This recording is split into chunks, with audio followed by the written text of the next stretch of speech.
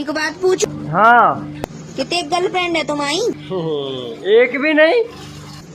और जो रोज रोज झूठ बोले के तुम्हें कहाँ मिल जा? एक और नई गर्लफ्रेंड। कैसे कैसे लोग रहते हैं यार यहाँ पर।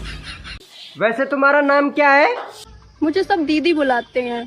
माँ कसम क्या सहयोग है, मुझे भी सब जीजा कह के बुलाते हैं।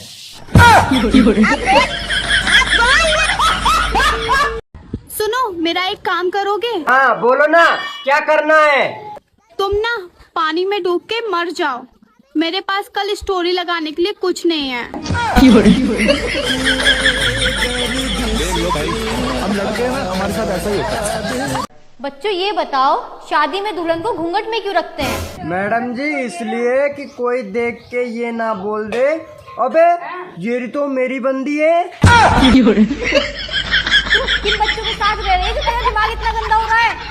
पापा को बुला के लाना अपने कल, शिकायत करूंगी उनसे। मैडम जी पापा को मत बुलाओ।